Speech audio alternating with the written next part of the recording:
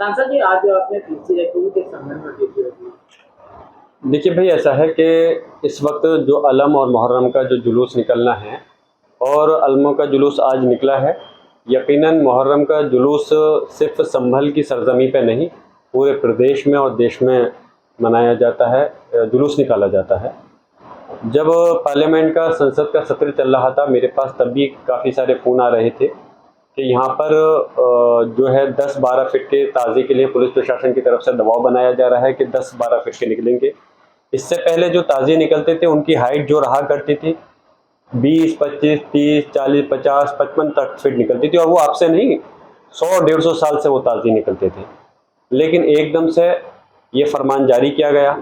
मैंने उन लोगों से यही कहा था जो ताज़िएदार थे कि आप परेशान नहीं हुई, आकर के पुलिस प्रशासन से बात करेंगे और किस आधार पर वो करना चाहते हैं हम उनसे ये पूछेंगे। और उसको जो परंपरा के तहत हमेशा से सरकार का दिशा निर्देश ये रहते हैं कि नई परंपरा नहीं होनी चाहिए, लेकिन पुरानी परंपरा के तहत कोई भी त्यौहार है किसी भी वर्ग समाज का तो उसी परंपरा के तहत मनाना चाहिए।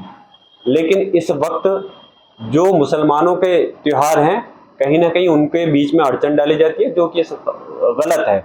और अगर कोई शासनादेश जारी करना था, पहले हमें यही मालूम था कि संभल के ही अंदर इस चीज़ को करा जा रहा है कि कम हाइट के मुहर्रम निकलेंगे। लेकिन जैसा शासनादेश डीएम और एसपी से मेरी बात हुई थी, उन्होंने मुझे शासनादेश की कॉपी दी। उन्होंने कहा कि पूरे प्रदेश के अंदर ये शासनादेश जारी किया गया है और हर ज़िले के अंदर ये शासनादेश है कि इसी हाइट के मुहर्रम निकलने हैं, तार नहीं कटने। उन्होंने मुझको इस चीज़ का भी हवाला दिया कि मैंने पूछा इसकी वजह क्या है।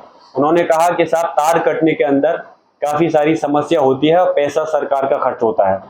तो मैंने कहा जब सरकार का पैसा खर्च होता है तो सरकार जनता के इस्तेमाल में तो आ रहा है, किसी एक के लिए तो नहीं। और अगर आपको ये लग रहा है कि पैसा जनता के इस्तेमाल में नहीं आ रहा, तो मैं अपनी निधि से, उन्होंने मुझे 38 लाख रुपए बताए, दो मतलब 20 हो, 25 हो या 40 लाख हो, मैं अपनी निधि से देने के लिए तैयार हूँ। अगर उस खर्चे को आप करते हो तो मैं अपनी निधि से वो खर्चा देने के लिए तैयार हूँ, जो लेबर में तार कटने में और जुड़ने में काम में आएगा। मैंने ये चीज़ उनको प्रस्ताव दिया, लेकिन वो लोग इस पर नहीं माने। उन्होंने कहा कि ये प्रस्ताव हमारा नहीं है, ये ऊपर मुख्यमंत्री की तरफ से आया हुआ है, इसलिए हम कुछ नहीं कर सकते। 2 घंटे वार्ता होने के बाद डीएम और एसपी से नतीजा ये निकला कि अगले दिन दोबारा से बैठक होनी थी और इस पर फिर चर्चा होनी थी कि किस तरह से इसको आगे हम करके बैठ कर मसले का हल करें, क्योंकि जनता सोच रही थी कोई ना कोई हल निकलेगा। अगले दिन बैठक होने से पहले ही लोगों पर दबाव बना करके उनसे ज़बरदस्ती साइन लिए गए और ये कहलवाया गया कि हम अपनी मर्जी से इसको निकालना है। हमारा मकसद कहने का ये है कि अगर शासन का कोई आदेश था तो एक तो ये समय से पहले आना चाहिए था, जिससे कि लोग अपनी तैयारी सही तरह से कर सकते, जिस हिसाब का वो है उसको मनाते। या फिर अगर हमें उसके शासन के सरकार के आदेश के खिलाफ हमें कोर्ट जाने का मौका मिलता, हम कोर्ट जा सकते थे। ऐसा नहीं है कि सरकार के आदेश को हम चुनौती नहीं दे सकते। प्रदेश की सरकार के आदेश हो या केंद्र का आदेश हो, हम उसको चुनौती विधान हाई कोर्ट और सुप्रीम कोर्ट के अंदर चुनौती दे सकते हैं। लेकिन हमें इतना समय भी नहीं दिया गया कि हम कोर्ट के अंदर उस चीज़ की चुनौती दे सकें। और अभी हम यही कहेंगे, आज जैसे बयान भी उन्होंने मुख्यमंत्री जी ने फिर से जारी करा है, शासनादेश रिटिन में तो आ गया पहले कि कोई भी तार नहीं कटेगा पूरे प्रदेश के अंदर, ना ही घर या कोई गुद्दा है पेड़ का, कुछ नहीं कटने का। तो हमारा मकसद कोई खुशी नहीं है हमें किसी के तार को काट करके वो करने के लिए।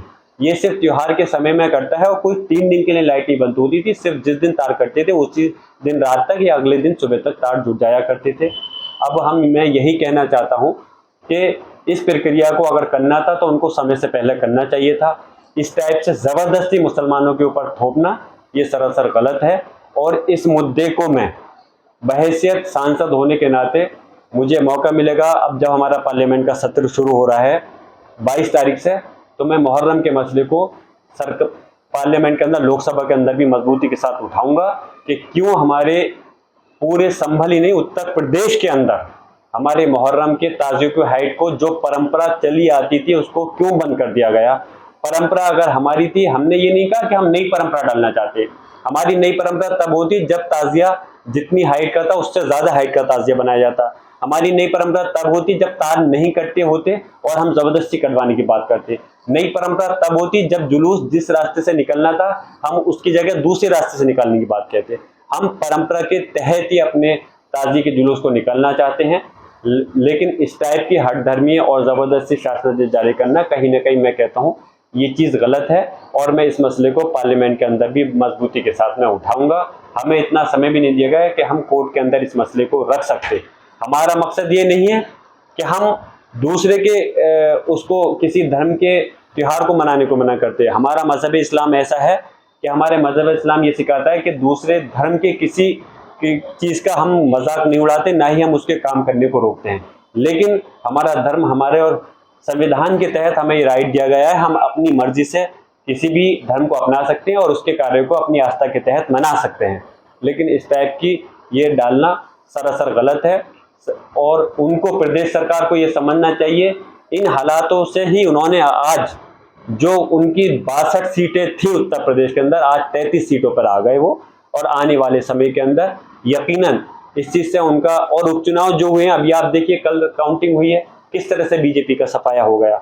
इन बातों से अब जनता इनके बहकावे में नहीं आने वाली है। आने वाले समय के अंदर उत्तर प्रदेश के अंदर समाजवादी पार्टी की सरकार बनेगी, और जैसे दूसरे धर्मों का सम्मान होता है, मुसलमानों के धर्म का भी सम्मान पूरी तरह से होगा।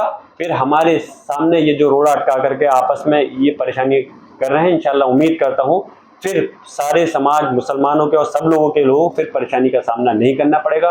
आखिर में मैं फिर से कहता हूँ, ये सरकार की हठधर्मी सरासर गलत है, और पुलिस प्रशासन को भी ये चाहिए था कि अगर सरकार का कोई शासन आदेश है तो उनको, एक जनप्रतिनिधियों को, और जो यहाँ के मुस्लिम समाज के जो मेन लोग हैं या चाहे मुहर्रम कमेटी के लोग हैं, उनको बिठा करके एक समन्वय के लिए एक मीटिंग करनी चाहिए थी, एक बैठक करते जिससे कि कोई रास्ता सही से निकल सकता।